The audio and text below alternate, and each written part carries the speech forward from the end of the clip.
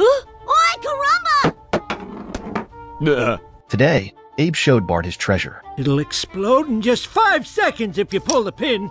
Uh-oh. Ah! Bart counted the seconds in his mind, but the grenade didn't explode. It turned out Abe was playing a prank on Bart. So, following the Find Simpson tradition, Bart immediately came up with a new prank. He borrowed Abe's treasure and planned to take things to the next level. He went to the school auditorium and pulled the grenade out of his pants, pretending to accidentally pull the pin. Oi, caramba! At the principal's signal, everyone was terrified, but Flanders ran onto the stage, used his own body to shield the grenade.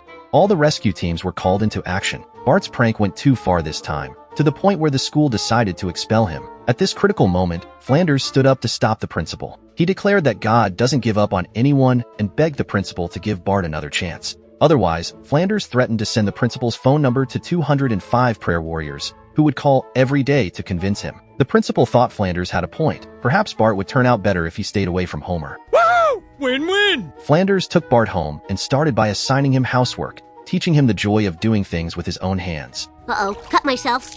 Oh my God, oh my God! Next came fishing at the lake. No dinner unless he caught a fish. Bart spent a whole boring day, but finally caught one as the sun was setting. Flanders taught him how to start a fire in the wild, giving Bart a sense of accomplishment he had never experienced before. Left-handed handshake. And now that you're on your way, there's no telling how far you'll go. Gradually, Bart turned into a good kid, even joining the church choir to participate in activities. Well, if you ask me, he's not doing so well now. The neighbors all praised Flanders for his education, because no one but him could put the devil boy in the choir. You can't give them all the credit. We're the ones who messed him up in the first place. Then Bart got better and better, even did his homework properly. Seeing this, Homer is not happy. I can help my own kid. Yeah. Oh no, the dog ate it! Terrified, the dog quickly spread out Bart's homework, making it clear it wouldn't take the blame. That's when Homer realized, maybe Bart's bad behavior is really his own fault. Homer feels even more how trashy he is. He looked at the friendly father and son on the road. Homer wants to find his own place in the dump, and there he saw Nelson, who was also sad. Hey kid, I'm sad too.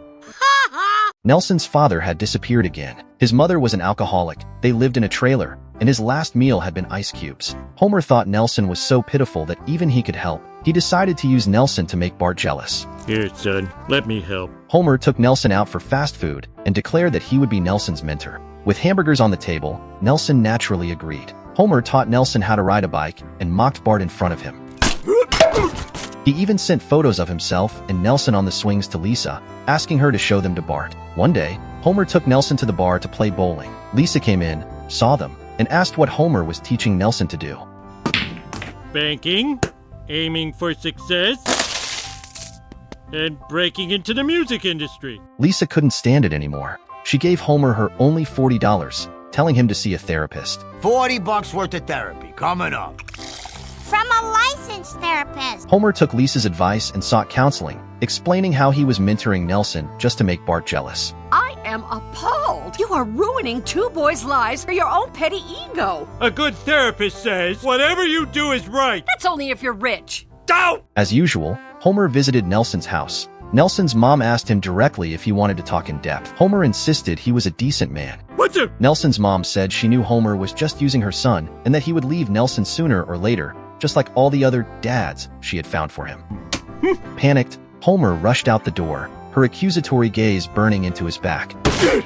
Feeling guilty, Homer decided to come clean to Nelson. Nelson cried and left, vowing revenge on Homer, with Bart as his target. Today was the Christian parade. Bart joined Flanders' kids, wearing angel wings and marching in the procession. Nelson, holding a large cross, climbed to a vantage point. The cross, disguised as a holy symbol, could be easily modified into a weapon. If Nelson hit the button at the right moment, the giant praying hands would clasp together, trapping Bart. A stone shot out and hit the button. As the hands were about to close, Homer sprinted forward and pushed Bart out of the way just in time. Son, you want to ride in the ambulance together? Oh, that's always been our thing. In the end, blood ties proved stronger. As Bart was loaded into the ambulance, he immediately asked Homer for some oxygen to inhale.